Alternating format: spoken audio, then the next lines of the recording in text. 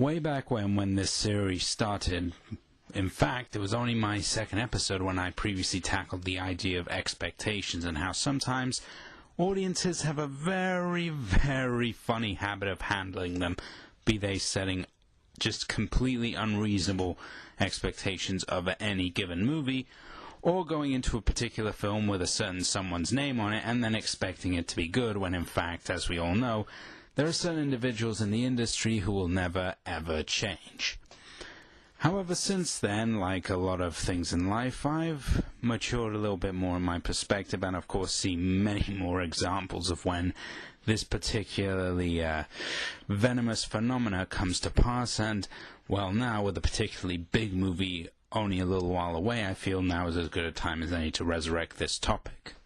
But rather than just talk about expectations on their own, because I covered that before, I'm going to talk about the whole phenomena in general, otherwise known as hype, and how sometimes it can be stirred up to the point where any ability to judge the movie on its own terms, just as a movie on its own, becomes impossible, and it becomes impossible to look at the movie without tinted glasses of one brand or another. This is a little something I've come to dub the Prometheus effect, where a film is ridiculously hyped and has so many expectations for it, some of which, of course, are just completely unreasonable, and then when the film comes out and it turns out to be perfectly watchable, in fact, some cases good or even great in its own right, those who set their expectations just unbelievably high end up demonizing it as like the worst film of the year. This has nothing to do with whatever faults any of the films that have suffered from this have, be it Prometheus, or Man of Steel, or Iron Man 3, or even Godzilla this year.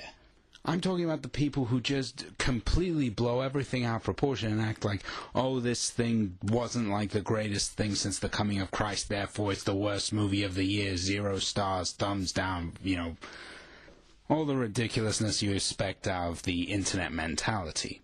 Frankly, I doubt I'm alone in thinking that this is just a really toxic way of behaving towards cinema, towards filmmakers, to just the general film-going experience at large.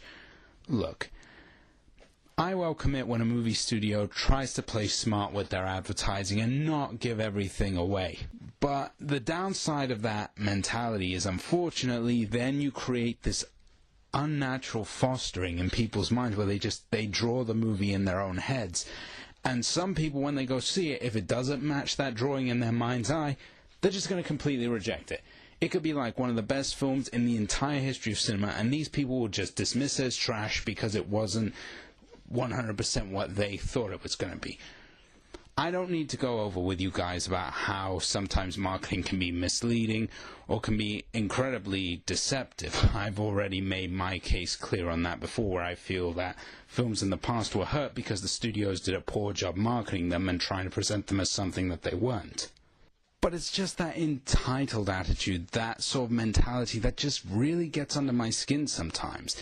Frankly, it's kind of no wonder that sometimes Hollywood doesn't take us, the film community out there in the world, seriously if we start reacting to movies in such a vitriolic, childish manner. I mean, look, if you didn't like a movie, fine. Everybody's entitled to their thing. But if you start screaming like a 5-year-old declaring it to be the worst thing to ever happen in the history of cinema just because you went in with completely unreasonable expectations for it, then I'm sorry, that's not the movie's fault. That's yours for simply being too gullible.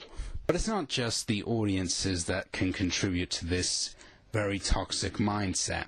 It's also the buzz that can come out of critics and vloggers and just the higher-ups in the internet community out there. I'm sure I don't need to talk to you guys, a number of you who are gamers, about all the stuff that's been going on in the community there recently and how games like Destiny and Watch Dogs were just insanely overhyped, and you heard people, journalists everywhere saying, oh, this is the next evolution in gaming, this is the next milestone, this is the next classic, these characters are iconic, this mechanic is going to completely reinvent gaming. And of course Destiny was just insanely overhyped, with them constantly going on about, look how many awards we've won, look how many nominations we got, and then they were released and they were both just okay.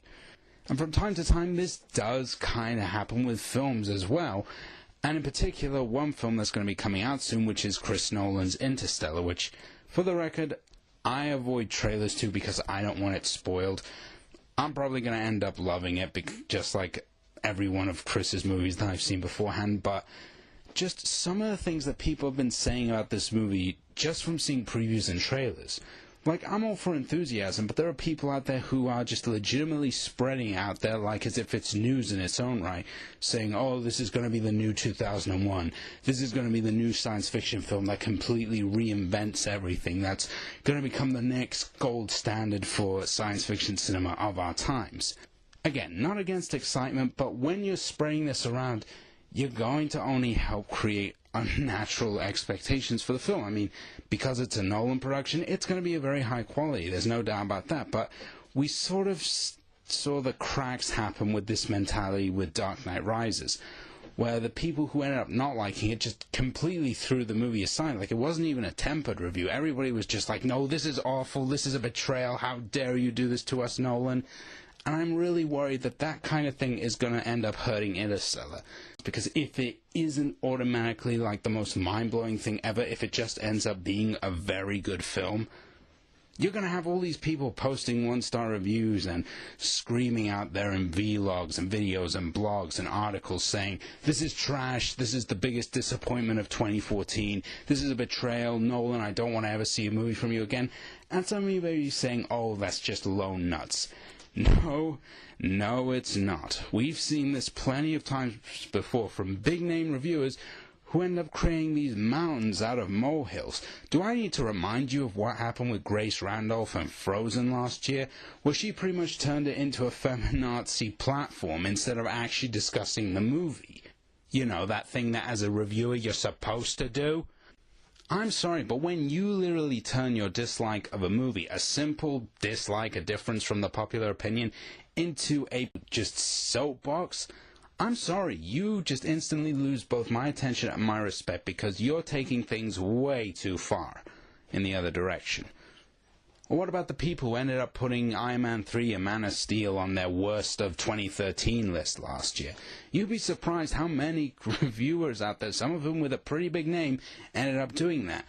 And I'm sorry, even you can give me all the Zack Snyder, David Goyer hate you like hell. I've been guilty of Goyer hate in the past.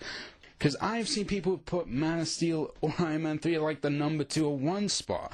I'm sorry, that's not a difference of opinion. That's your priorities way out of whack. You cannot say a movie like Man of Steel, which is at least technically excellent, even if you don't like the story or the performances, it's a good-looking movie. You cannot say that that is an inferior film to something like Movie 43, which is directed, edited, acted with nothing resembling passion. Not one single iota of care for the film-going audience or their hard-earned money. I'm sorry, but there are just times like that that I really get annoyed with certain members of the film community, both mainstream and indie, because it's just when you guys, you who are supposed to be the informed opinion, the guys who know better, and you behave like the biggest 12-year-old fan brats that would make the guys on IMDb forums blush, then I'm sorry, but you're no better than the average punter out there, and that's a real disappointment. I would like to think that people out there are capable of seeing through hype and just judging a movie. I mean, whatever happened to that? Just sitting down and enjoying a movie, not building up just insane expectations out there, just sitting down, watching a movie, and honestly talking about it. Not colored by, this flame war, or these expectations, or this bit of advertising that said, oh yeah, this is the next 2001. Like, whatever happened to just sitting down and watching a movie? Is that just such an impossible feat for people to do nowadays? My endgame point, really, just to tone it down a little bit and to bring things back to a more even level, is if you want to be excited for a movie, by all means be so, but please, let's be mature, let's be civil about this, let's actually have proper discussions about this and not set these just unnatural expectations for a film. You have to give a movie its day in court, as the late Roger Ebert said, and that's a philosophy that I and a lot of people who love films very deeply do hold. And I think that it should become a more mainstream notion out there, instead of all this insane marketing and hype that just completely colors the movie-going experience and denies any real attempt to properly understand what a film may be trying to go for. I'm hoping for Interstellar, but don't be shocked if the IMDb forums get really fiery when it comes out.